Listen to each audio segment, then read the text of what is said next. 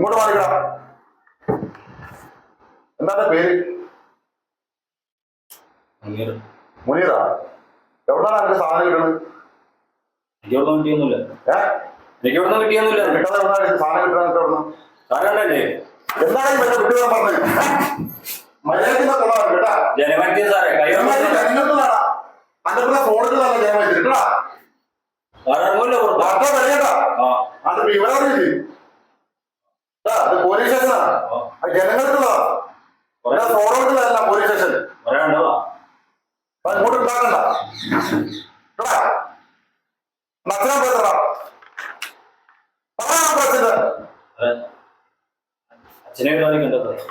അച്ഛനെ പോയതാ.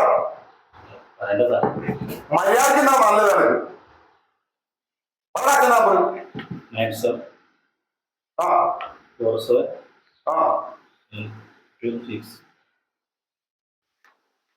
അങ്ങോട്ട് മാറിക്കടാ. പിസി ആരെ പിടിച്ചവിടെ ഉള്ളതില്ല.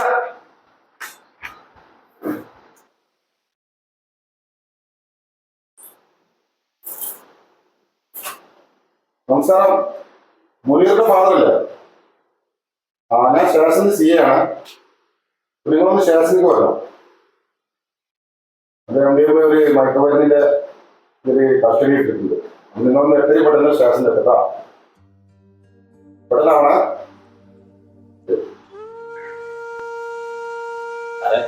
നമസ്കാരം. ആരാ? ഇവിടെ വരാൻ വേണ്ടി പറഞ്ഞത്. മുനീറിന്റെ ഫാദറാണോ? അതെ. ഒരിക്കും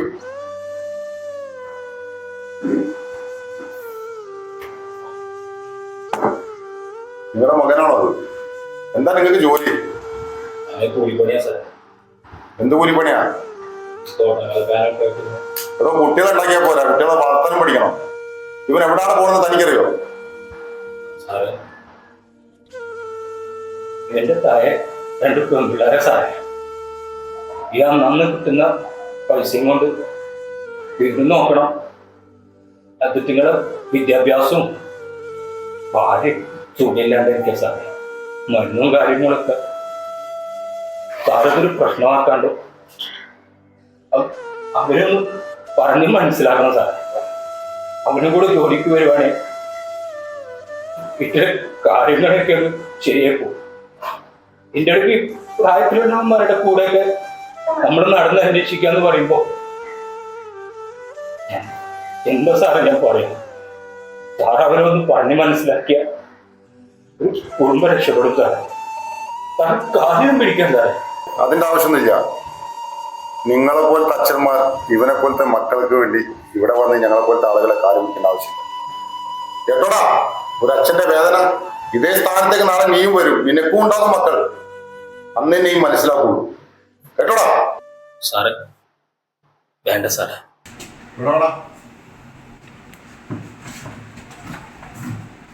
മോനെ, നിന്റെയൊക്കെ പ്രായം കഴിഞ്ഞ ഞങ്ങളൊക്കെ വന്നത് മനസ്സിലായില്ലേ? ഞങ്ങൾക്ക് ഒരു പ്രതീക്ഷയുണ്ട്. കുട്ടികൾ നന്നാവണം, അവരുടെ ഭാവി ജീവിതം നന്നാവണം എന്നുള്ള പ്രതീക്ഷയാണ്. ഇത് ഞങ്ങളുടെ ഡ്യൂട്ടിയാണ്. പറഞ്ഞാൽ മനസ്സിലായില്ലേ? നിന്റെ പോലത്തെ ആളുകളെ കുരുത്തക്കൾ കൊണ്ടാണ് നിന്റെ അച്ഛന് ഈ പ്രായത്തിൽ ഇവിടെ വന്നതിന്റെ മുമ്പിൽ നിന്ന് ആരോഗ്യ ഗതികേട് ചെയ്തു. ഈ മയക്കുമരുന്ന് എന്ന് പറഞ്ഞാൽ പ്രയാസമാണ്. അവരുടെ ഭാവി ജീവിതം എല്ലാം തകർന്ന് തരിപ്പടായി പോകും. മനസ്സിലാക്കാം. ഇനിയുള്ള ജീവിതം നീ നിന്റെ അച്ഛനക്ക് വേണ്ടി ജീവിക്കുക. ഇനി എൻ്റെ മുമ്പിൽ നീ വരാതിരിക്കുക. വന്നാൽ നിനക്ക് ഇതുപോലെ ആവില്ല. കാരണം നിന്റെ അച്ഛനക്ക് ഞാൻ ഒരു പരിഗണന കൊടുക്കണം. പറഞ്ഞാൽ കേട്ടോ, നീ ഇതുപോലത്തെ കാര്യങ്ങൾ കണ്ടാൽ സ്റ്റേഷനിൽ വരാം, എൻ്റെ അടുത്ത് വരാം, വന്ന് എന്നോട് കാര്യങ്ങൾ പറയാം. മയക്കുമരുന്ന് നാടിനും വീടിനും നിന്റെ ഭാവിക്കും എന്താവും ആപത്താവും. അപ്പം നീ അത് ഉപയോഗിക്കാതിരിക്കുക. നിന്റെ ഭാവി ജീവിതം ലൈഫിൽ സഹായിക്കുക. ഇപ്പം ഞാൻ എന്ത് ചെയ്യാം, നിന്റെ അച്ഛൻ്റെ ആ കരച്ചിലുകൊണ്ട് ഞാൻ ഒഴിവാക്കണം.